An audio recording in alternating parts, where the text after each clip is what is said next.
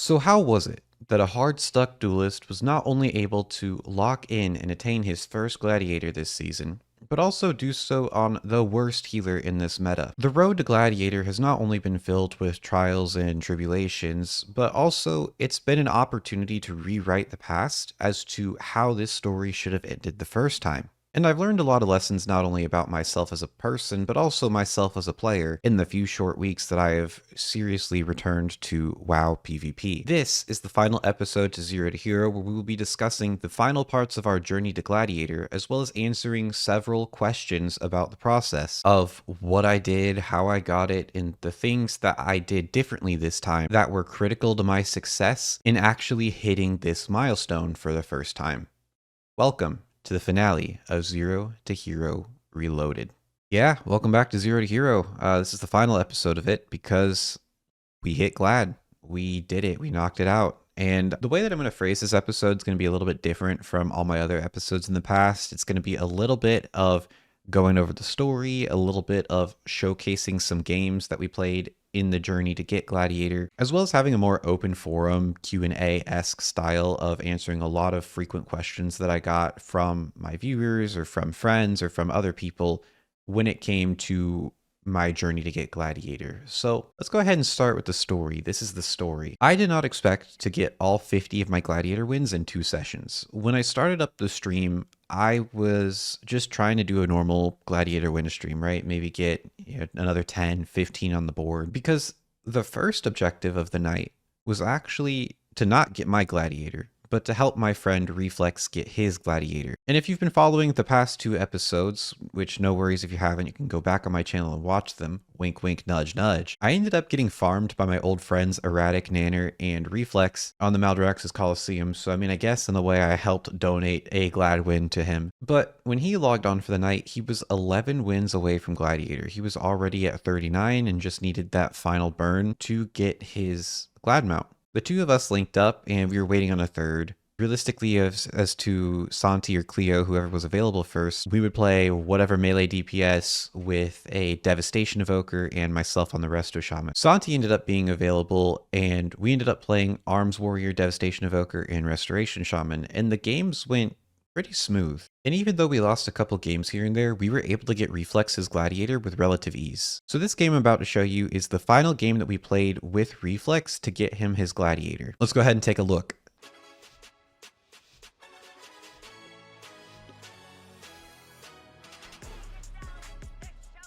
I'm gonna hide first. Yep, it's fine.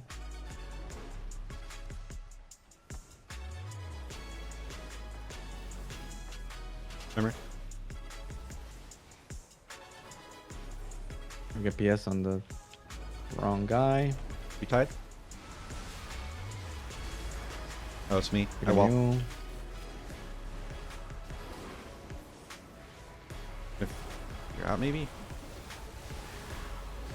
An S. Right there.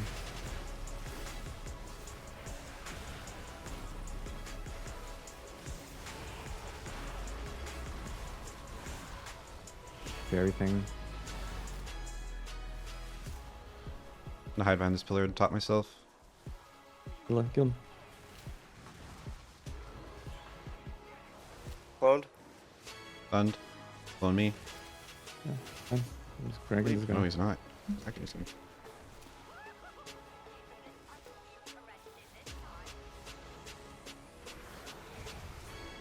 Bounced. Still have Link. I'm just gonna use it. Gotcha.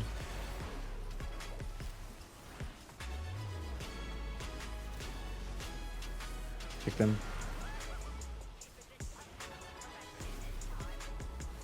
Kicked him. Nice, good kick. Kill the DK. Rats on You Glad.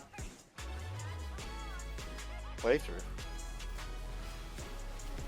Oh got my it God. playing against Ebola, Cleave.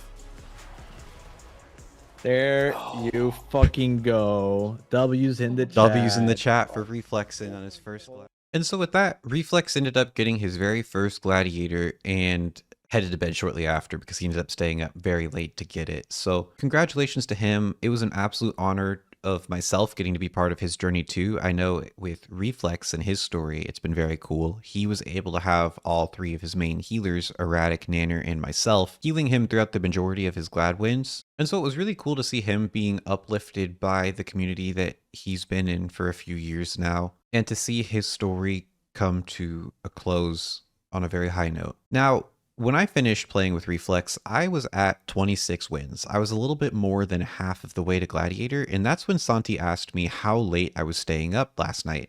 Well, I work the night shift, so I wake up for the daytime around 8 p.m., and I am up all night. I'm feeling pretty good. It's 2:30 in the morning. To my biological clock, it feels like the middle of the day, and I tell him, I said, I'm willing to stay up all night. And so he agrees that since I'm up to it, we'll just stay up and do a late night burn to hit Gladiator. Now, while we're waiting on OCD, we end up pulling in EJ on the Shadow Priest, and we end up getting an additional win that puts me at 27. But then OCD is finally able to join us, and we are able to play a little bit more of Arms Dev for the first couple of wins. Well, and that went okay. It felt pretty similar to what we were playing with Reflex. However, I could sense that Santi and OCD were getting a little bit bored with how many wins we had left to farm out. And there was one point where somebody in Santi's Twitch chat recommended that he swap to Fury and that OCD swaps to Augmentation Evoker, and that Santi starts to play a talent called Death Wish. Now, this is a talent that is stacking, where you do 10% more damage,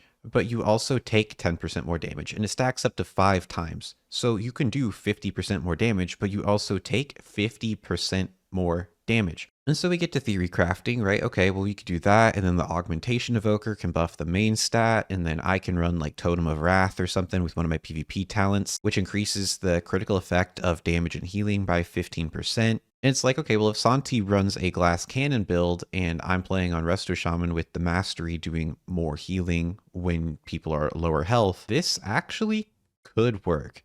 And also, for fuck's sake, I'm a content creator. I like content. So if I'm going to get my Gladiator playing fuck-ass Fury Warrior, Augmentation Evoker, Resto Shaman, probably the worst of every spec in every role, melee, ranged, and healer, let's go all in with the bit. And that's what got us to this rogue mage game right here. Listen. You ready? You ready? Yeah. Ready? I'm going Death Wish, okay? What does that mean? So, it means I do 50% more damage, but I take 50% more damage. God, you're actually dead. If this An is real, RMP? You're actually just dead. Yeah, you're dead. You're actually You're dead. so cooked. I've never seen this guy actually. Okay, never mind. dead. I'm not going Death Wish. Death It's Wish. a rogue He's mage. a Never Death mind. Wish. Next game. We gotta tap in, man. Next game. Unless you want me to play taps. Death Wish. Unless you want me to play Death Wish. Death Wish and you You want blow to up do on the that? first go. Moon. Death, Do I do it? Death Wish is a counter Death versus Wish one. is Okay, you know counter what? No, versus okay, send Death Wish for one game then. Moon. Send- Do I send? No, but an RMP. Do you want me to send? Yeah, send it to RMP. Why not? I'll trinket first. Dude's dead in the cheap shot. He's dead. Okay. He's I'm dead. sending it. I'm sending it. Send it. Yeah, why don't I play Safeguard? It's content if we win. It's a tactical MMR reset if we lose. Dude, this guy's a content creator. I love that. We are creating Well, content. I'm staying in the fucking. I'm just kind of Yeah, man, it's too free. go. I root him. I gotta Get him dot out. on Get him out. I'm DB'd, bro. Bro, stop this, bro. I got you. Stay near me. Yeah. I ground. Kick Frost. Each. I'm Sleeping disarmed. healer. Bomb go will be We'll you. sleep on healer. 5 stacks already. I'm 5 stacks already. That's good. That's good. Win the game. Yeah, win the game. I'm blind. I'm gonna get feared out. Bomb goes your trinket. Top you. Got healing tide too. See, bro. Okay. Stacks are off. Bro, we need those stacks. We need the stacks, man. Second. Here, I get you. Bro, where's our stacks? Stacking. I'm dead. I feel my death. Am I actually dead? You don't press wall. Actually, then. It's okay. I top you. You're fine. I was kicked. I was You're covered. kicked. Oh, you were? That's crazy. I get Santi. I ground the glacial. I root the rogue. See, bro. Kick this. He cloaks, Oh, aggro. Oh, oh, we're scared. Somehow. We're scared. We're so scared. We're I scared. hit the Scared, ring. super Get scared. We're trembling. fucked, We're trembling. Get fucked. Mega scared. It's Oh fine. my God, this guy's RSham so Mastery scared, comes that's to the crazy. rescue. Just kidding. Oh, I'm yeah, cucked. You actually I pressed cucked. it, you were too I'm- far. What, you don't have elite? There we go. I'm cucked and chud pilled. Hand of the rope. I just hammer, I just hammer. I get kicked. No! I send my go. I send my go. I send my go. Good luck. No! I'm only in 50 CCs. It's good. It's good. Please it's good. cleave me. It's good, it's good, it's good. I'm It's good, it's alive. good, it's good. Okay, I'm sending the Death Wish. I'm sending the Death Wish. All right, send it, send it. Disarm. I get kicked. Mage no kick. Yeah, they want OCD during your death wish for some reason. Yeah, I don't know why. I don't know why. It's good. That's good. That's good. Don't tell him. Holy shit, we're goated. Holy fucking shit! Oh my goodness. This is 2552. This is RM free, guys. RM free Gladiator. And we found that this tactic of playing Deathwish Fury with an Augmentation Evoker and a Restoration Shaman was actually working. We decided to keep rolling with it. Now, we would have swapped back to Arms and Devastation at any time if we were losing a lot and I was in danger of dropping out of the elite range.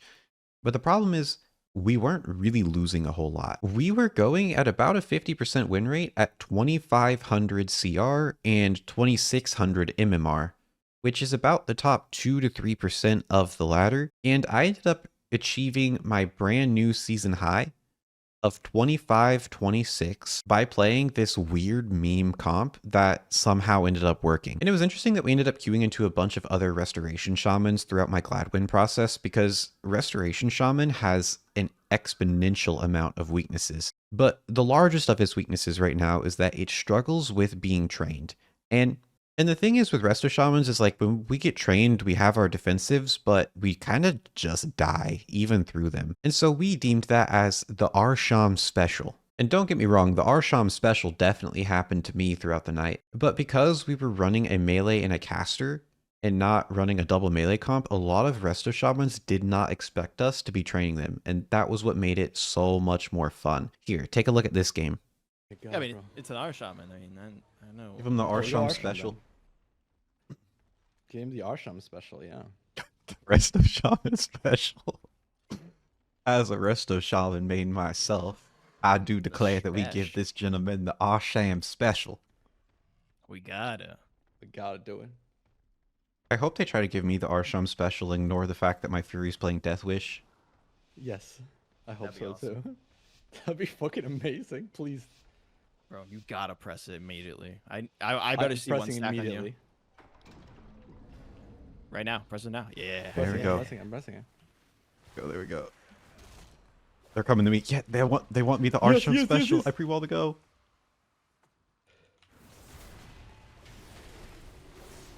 Trinket walls.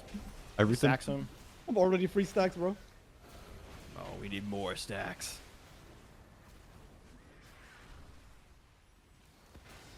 See, Brett. It's okay.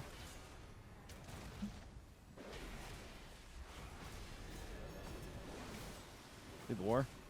I got kicked. See the war.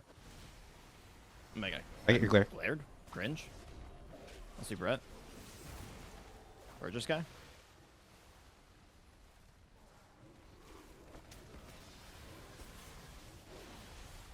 See Brett again. I'll do a little bit of that. Root them. You kicked him. Ooh, the quick kicks, the quick kicks, the quick He's kicks, gone. the quick kicks. That's 2.5 for me, guys. Take it. That's What the fuck did wow. I execute him for, bro? I don't know, but he was a lot. He fucking It was so. disappeared. Oh. And the best part was that sometimes the Resto Shaman Special could be applied to the whole team, as seen with this game right here. Resto doing Shaman it. Special. We're doing it. You're still grinding wins? Yeah. We're at what? Yeah. 37? 37, I think. Yeah. Yeah. Doing Fury Aug. Fury Death Wish Fury Aug. I'm gonna hide back here. Got you. I get rid of it. Oh, they want the Shaman Special. Oh, baby. Oh, baby. Oh, baby. We wall to Oh, go. they fucked up. Oh, they fucked up. It's actually so much damage here. Yeah. They're getting all fucked, actually. They're getting all fucked, actually. Oh my They're all god. dead. There's gonna be a big Breath of Eons, by the way. They're actually just all dead. Okay.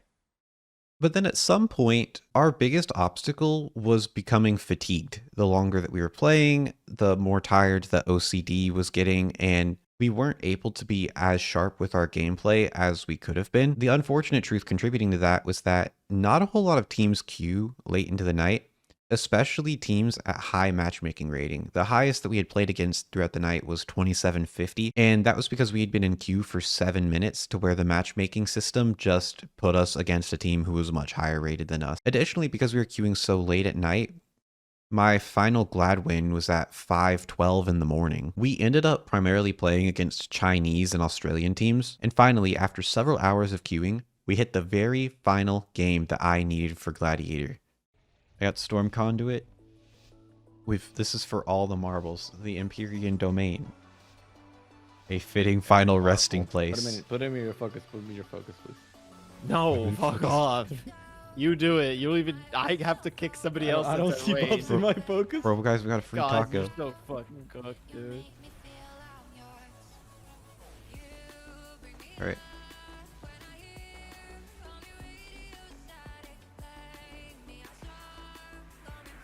Song. I'm good charge. Take heals. Bear turn. Sound it. Take it. Hex heals. Got it. Tremor the Fear. Good.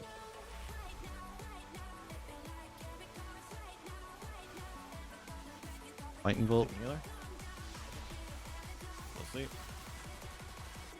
Give him precog. Sleep again. Flopping shields. Sleep warrior. I get bolted. Incap. Open. Kick song. Nice. Good kick. Warrior has no kick. Swept.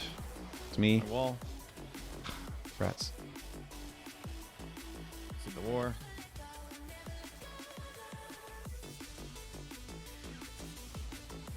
Oh my god, Purge just fell down. He's pissed. He's pissed. Live, you bitch. Ines. I'm trying. Yeah, he's fine. He's fine. I don't like pressing one of my killers on ECD. I don't give a fuck what you like and I know, what I you know. don't like. I kicked the lock. Good comms. Good comms. I tremor the song. Sleeping heals. The trinkets. Kill him. Out of that wall, I have all the damage. Okay. Fuck, I might just end now. I don't even care. Yeah, why not? They give me precog. I'm pumping. I'm fucking pumping. I kicked the healer. Pump with the fucking OCD. damage. Pump him. I I can't hex the do healer. I this. hex the healer. I'm stunned. Oh my god. Healing tide. Somebody Healing else tide. said something. Win. Win. Win. Sleep heals. Gladiator. Right now. Oh my God, Download please free win. CR. Just get it. Please just fucking get it. I panned it out. get Holy it. shit, we did it. Holy Thank goodness. fuck. Ladies and gentlemen, there it is, Gladiator. It's the end of our Zero to Hero series. We did it after only 7 hours and 41 minutes of queuing. We have achieved our first Gladiator. You saw it live here, folks, on the Overlord Moon TV stream or Santi stream. I think Santi's got like triple my viewership right now, but it doesn't matter. We locked the fuck in. We were here. Dabaruski. And just like that, I finally did it. I finally hit Gladiator in World of Warcraft PvP. I want to use this next bit of the episode to just do a more open forum style FAQ stuff. If you have any additional questions to follow up with this, I can make an additional video about my push to Glad or things I played, etc. We'll just go ahead and get right into it. Start with the first question. How long have you been trying to get Gladiator, and what made this attempt different from your first Zero to Hero series 2.5 years ago? So I have been trying for Gladiator for 5 years now, but it's really only been 3 seasons. I initially tried in Shadowlands Season 2, where I was playing a lot of RPS, but I wasn't really plugged into the PvP community at the time. I found that I didn't have a lot of solid connections. You know, I didn't end up meeting Erratic and his community until Dragonflight. And so that attempt didn't really go anywhere. And then in Season 3 of Shadowlands, I played a little bit with LL Stylish, who I know a lot of people will be like, oh, but that's a League of Legends player. Yeah, it turns out he plays World of Warcraft too. He actually plays Subtlety Rogue and is somewhat decent at it. But the two of us couldn't really find a mage that was able to make RMP work. So I ended up putting down the game for a little bit, came back in Dragonflight, and that was where I made my first Zero to Hero series. Of course, as everybody knows by now, that series ended up in a failure. I had a lot of personal problems going on. I had a lot of IRL shit going on. And I had burned myself out so bad to where I did not want to touch WoW PvP again for really forever. I was just done with PvP as a whole. But, you know, I ended up going through some shit in real life. I ended up doing a lot of personal evolvement over the past few years. And I realized that I had some unfinished business in the arena. I think coming back with a lot more healthy approach to the game and life in general was really what made this series so different from the first time, and also just having a lot more connections that, even though they were a little bit distant until we reignited the connections, it was so cool getting to reconnect with the PvP community and be welcomed back with open arms and getting to queue up with some old friends as the new version of myself. And I'm really happy that I was able to hit Gladiator in the most evolved, best state of myself yet. Moving on to the second question, what was the biggest mindset shift or lesson from failing the first time that helped you succeed now? I think the biggest thing is not putting so much of my identity and self-worth into how I was doing in the game. And people will call this like the law of detachment or something, is that not like I don't care about Gladiator at all. I do care about Gladiator, but it's not the core focus of my life. I have a really good life now outside of World of Warcraft, and also I am taking care of my mind and my body, working on focused improvement, not taking mistakes or any errors I make in a game as a personal attack on my character. And that really helped me get the right formula of what I needed to do to survive the inconveniences that come with pushing for clads, such as going on lost streaks or doing CR drops, or, you know, getting flamed by some random in LFG and not taking it personal. And having all of those differences now, it's like I feel like a completely different person from 2.5 years ago. All right, the next question we've got is, how did it feel hitting Elite after being Hardstuck Duelist for so long? Any specific moment where you knew it was going to happen? So what I find ironic here is that my Elite game that I got, I actually felt more adrenaline and I felt more nervous hitting Elite than I did Gladiator, because I had been to that point before back in my old Zero to Hero series where I was one game away from Elite, and then I would lose and I would continue to lose and I would lose 100 CR. And that same phenomena happened again this time around, where I was in the one game range and then I lost everything. And I felt like I was cursed. I felt like there was just something fundamentally wrong with myself as a player. But I really had to get past that, because rather than thinking that I was going to lose everything, my mindset shifted to, well, if I gained the rating the first time, I can surely gain it back again. And I have time on my side this time, as well as a lot of people who want to play with me. And eventually, if I give it enough repetitions, I will improve enough to where there's no choice but to hit Elite. And then from there, it was just getting another 50 wins and playing the game normally. I didn't really feel this extra pressure in getting my Gladiator wins than I did when I was going from Duelist to Elite. So the next category we're going to talk about is just overall the process and grinding. This first question here is, walk us through the typical day or week during the final push. What was your queue schedule like, and how did you handle bad queue nights? I don't recommend doing what I did, because I did all 50 of my wins in 2 sessions. I definitely queued like a degenerate. However, it happened to be my weekend. I work night shift, so as I said during the story part, it was like 8 p.m. Eastern feels like waking up at 8 a.m. for my body. And so I was able to queue late into the night on my weekends because there isn't really a whole lot else going on right now. I mean, you know, I do jujitsu and that stuff, but currently out for a few weeks because of an infection I'm dealing with. And working the night shift, it's not like there's a lot of places that are open at 2 o'clock in the morning. So that just really allowed me time to focus on getting better at the game and doing VOD reviews and LFG whenever I'm between queue sessions, and really trying to pinpoint the things that I want to actively focus on doing differently the next time that I am able to play the game. And then when it came to handling bad queue nights, I had a really difficult time at first, but I shifted my mindset as to, this is an exercise in mental resilience. If I lose 100 CR, this is an exercise in mental resilience. How can I handle going on a loss streak? How am I going to respond differently than I did 2.5 years ago? How am I going to change my story? And then being able to reframe those down moments, as this is just part of my story, really helped me detach from the tilt or frustration or the anger that I was feeling at the time. Because when you go on loss streaks, it feels like there's nothing you can do to win the game. It feels like every game you're just queuing up and you are getting your ass beat, and every game is so unnecessarily hard and you don't know what's going wrong. And then because you're in a more heightened state of emotion, you tend to go on autopilot mode and then play worse. So I don't know if that'll help everybody, but that's at least what helped me. The next question here is, how important was having a consistent team or LFG strategy versus solo queuing? Any tips for finding reliable partners as a restoration shaman? Yeah, so in Midnight Season 1, which is when I'm recording this video, if you want tips for finding partners as a restoration shaman, my best tip would be don't play restoration shaman.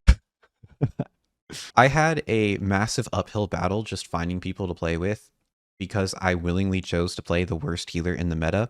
However, the flip side of that is that also you can literally play anything and hit Gladiator if you are good enough. And I totally went in knowing that fact. I didn't necessarily have a consistent team. I did play with a bunch of different people, but it was more of like loose network connections. And I will say that I'm very privileged in being a TikToker, YouTuber, and Twitch streamer, in that more people naturally just know who I am in the PvP scene. So it was a little bit easier for me to get queues in that regard. There was other connections that I was leaning on where I would find people that I vibe very well with, that I synergize very well with in LFG, and then just adding them and asking them for games later. Generally, it was the other way around because most people found it difficult to find a healer. With how stressful healing is in general, I mean, still people are getting dropped 100 to 0 and, 2 globals or 1 lockout. Like, health bars are very volatile this season, but I still, at the end of the day, don't have a consistent team of 2 other guys that I'm queuing with. I more so just play with whatever I can get.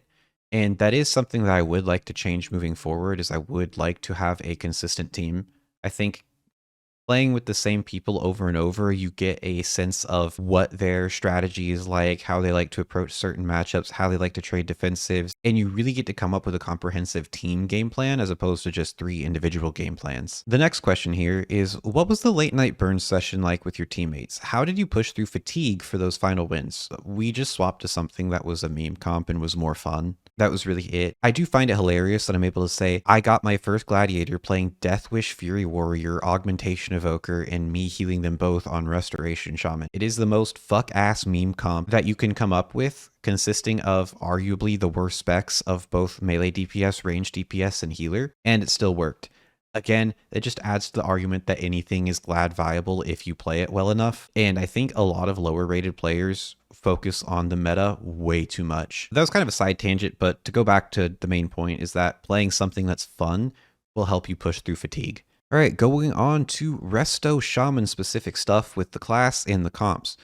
Why choose Restoration Shaman for this push? What are your favorite comps right now in 1207, and which ones worked the best in LFG?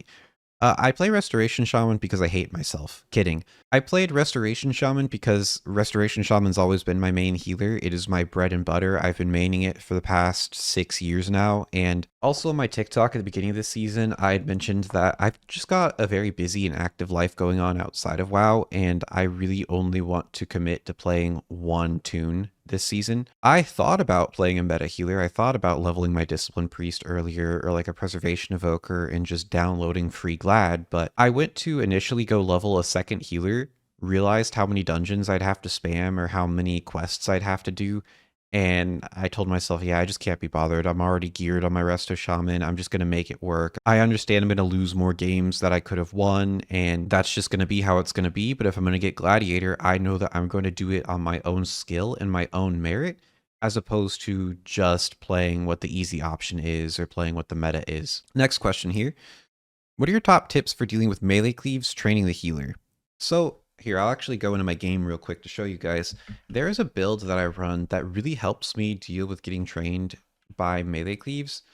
And this was kind of stupid of me at the time because I didn't realize I could just drop Mana Spring for it. So what I would do is I would drop Instinctive Imbuements, which, bad idea, dropping Intellect main stat. You should always drop Mana Spring instead, so that I could take Ancestral Wolf Affinity. And what this does is this allows me to place totems while I'm in my Ghost Wolf form.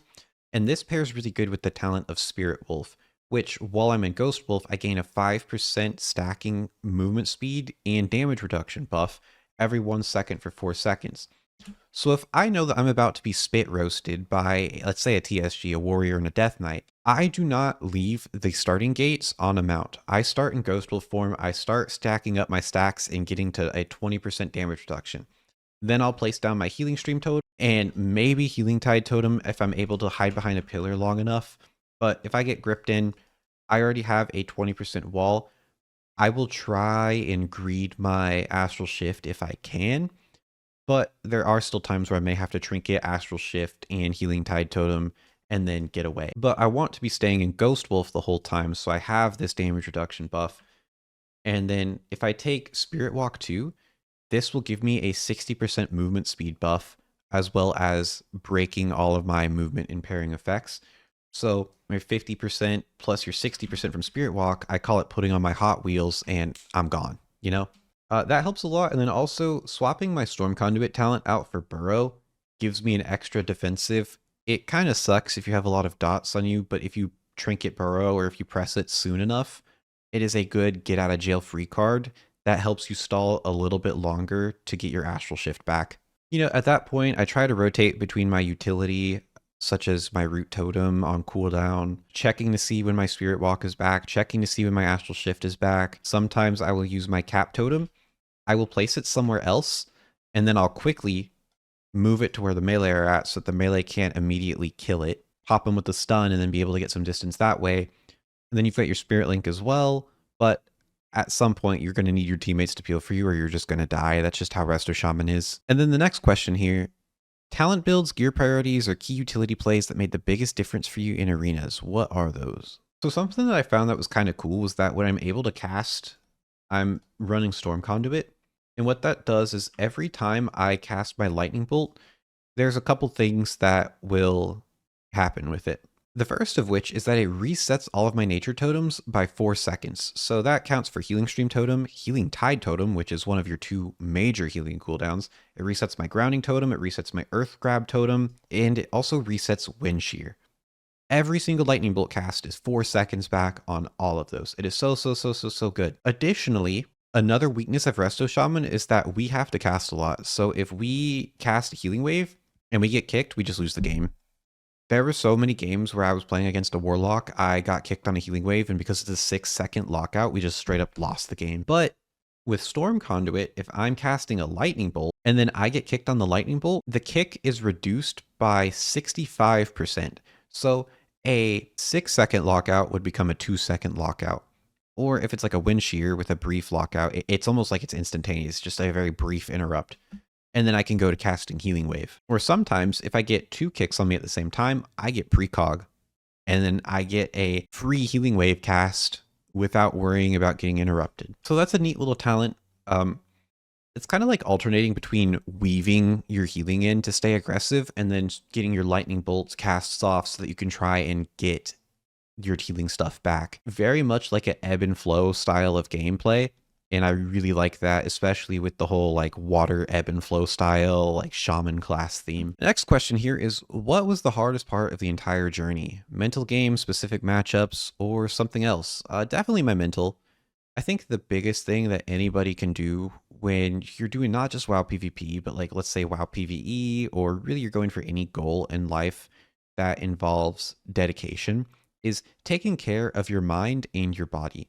Making sure that you're staying hydrated, making sure that you're staying active, making sure that you are getting a proper amount of sleep, because at least in the WoW PvP sense, taking care of your body and your brain will not only make you play better, as a lot of this game comes down to quick decision making of tracking several different pieces of information at the same time and then pressing the best abilities and trading cooldowns and all that good stuff, but it'll also make you more resilient to any setbacks or challenges that you face as well. So if I go on a loss streak when I'm tired, I will be a lot more irritated than if I had slept well. And if I sleep well, I have a lot better chance of being able to come back and mentally reset and still continue to queue and possibly reverse my loss streak than I would if I was neglecting my physical and mental health. Specific matchups, I really struggled into PHDK. as Resto Shaman because of the 2 blanket silences from both the Hunter and the Death Knight. I can only really immune one of them. And if they alternate them combined with a lot of the Hunter stun traps, it becomes really oppressive to play against. And then the next question here is for players that are stuck at Duelist and Elite trying to make the jump, what is one piece of advice you wish you knew earlier? The mental barrier between Duelist/Elite and Gladiator is not as big as you think. I was playing at 2500, which is top 2-3% of the ladder about, and players were making mistakes all the time. You are already playing against Gladiator players right now in Duelist. You are already playing against Gladiator players right now, even as low as like 1800, because a lot of those Gladiator players are on alts or are queuing with their friends. I always put Gladiator as this like gigantic achievement that was way up here, and myself as some scrub that was way down here. But the truth is that Gladiator players are just like everybody else. They make a ton of mistakes. I mean, shit, if you watched this whole episode up until now, you would see that I made a ton of mistakes in my games of which I'm farming my Gladiator wins. And realistically, the main thing that separates you as a Duelist player from a Gladiator player is 1, they just play more than you, and 2, they're just slightly better than you at the game with both game sense and fundamentals, and that's it. And then let's take a look at the looking ahead section. What is next for you on the channel and in the game? Another series, new characters, or focusing on higher ratings or going back to Battlegrounds? I am not going back to Battlegrounds. I will be swapping back over to PvE. I love all forms of content in this game, and I will be going for the Mythic Plus 1% achievement. When I ended up taking my extended break from the YouTube channel, I actually ended up just going to PvE in World of Warcraft, as well as playing some other games here and there. The Overlord Moon channel as a whole is my gaming channel, and I am trying to start a personal channel talking about my other like weight loss stuff or mental health stuff, mindset stuff, my jiu-jitsu journey, etc. But when it comes to World of Warcraft, I really like the game as a whole. I may even try Classic WoW at some point. But I want to make it very clear to my viewers here that this is not just a WoW PvP channel because I happen to start making PvP content again, that I do want to expand and do World of Warcraft as a whole game. But at the same time, I love PvP. It will still be my favorite mode in World of Warcraft. And so a lot of content that I want to make in the future will hopefully bridge that gap and get more PvE players to try PvP because of not only 1, for me, how fun it is, but 2, how it bridges the gap between the game modes so well and teaches myself so much about the game that makes me a much better PvE player too. And then for Season 2, I'd like to play more healers than just the Restoration Shaman, and I would like to get good enough to the extent where I can play in the AWC open bracket and do pretty well. I think a long-term goal of mine would be to make the broadcast of the AWC, but never actually win. Like, I don't want to, I know that no matter how much I play this game, no matter how much time I commit, I will never be as good as Meat Monk. I will never be as good as Cubsy. I will never be as good as Absterd, nor do I care to put in that much time to get that good. That's just kind of like a long-term idealistic goals. Maybe one day make the top 8 and then place 8th, Any shout out or thanks to your team, viewers, or specific people who helped you along the way? Hell yeah, dude. First off, if you've watched this finale episode to this point of the video, thank you, because that means you are really dedicated and invested in my journey and watching me succeed as a player. The amount of people I've had come out of the woodworks from as far back into my past as 5 years ago that have all came to cheer me on and hang out in the live stream and help encourage me to cross that finish line of hitting my first Gladiator. It has been so sweet and overwhelming with how much support and affection have been poured into me. I've been really taken off guard in the most wonderful way. And I'm really glad that this is able to showcase the side of the higher rated PvP community that is actually chill and cool and uplifting and supportive and caring, because this is the side of PvP that more people need to see, because PvPers still have a really bad reputation for being toxic and elitist, and that's why a lot of people are very scared to try the mode. And I hope that my journey is one that is able to showcase the bright side of the PvP scene and really break down a lot of those stereotypes and misconceptions that players and Blizzard has about us. I'd like to give a huge shout out to Erratic Gaming with the community that he's fostered and created over the years, because a lot of my connections that I played with ended up coming from his space. I'd like to give a shout out to Reflex on getting your first Gladiator. I think that us both getting our first Gladiator in the same night, only a few hours apart, was a really cool way for both of our stories to intertwine with each other. And I'm very honored that I was able to heal you in your final wins to Glad. I'd like to give a shout out to OCD Gaming. You're just an insane player.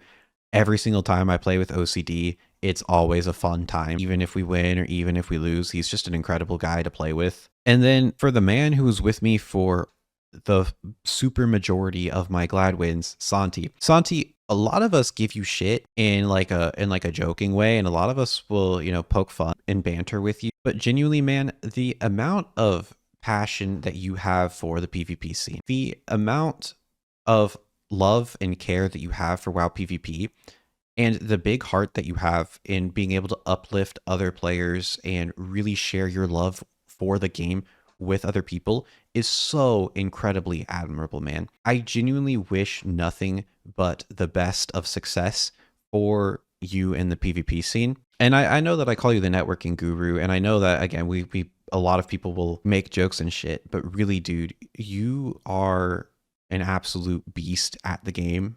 And it is so cool getting to be able to play with you and just feel the love that you have for WoW PvP. And then some other shout outs as well. Wolf, thank you for lending me your teammates, Davey and Voodoo. Thank you guys for helping me with my games to get to Elite. Thank you to each and every one of you who have watched this video. It's really been awesome. Shout out to Nanner too, because, you know, what's really cool is I had a WoW PvP friend show up to my housewarming party for my new apartment. Like, this shit actually does affect you in real life too, but that's a story for another video. And then this very last question for you as we close out the Zero to Hero series is this: what content would you guys like to see next on this channel? Because I could go many different ways with this channel. Right now, I'm thinking about maybe making like a PvP for Dummies guide. Not so much in like the same vein as Skill Capped, because I think Skill Capped is just really good with its production value, but more so just something very simple aimed at PvE players to try and get them to learn the fundamentals of PvP, give PvP a try, and really bridge that gap between the two modes. I think I've had a lot more fun on World of Warcraft the more that I've become an all-rounder player and the more that I've integrated PvE into playing the game. And I wish more people would get to really try out all different parts of World of Warcraft. Or is there another challenge series that you guys would like to see me create and edit? Let me know down in the comments below. But folks, until next time, this is now Gladiator Overlord Moon signing off. Peace out.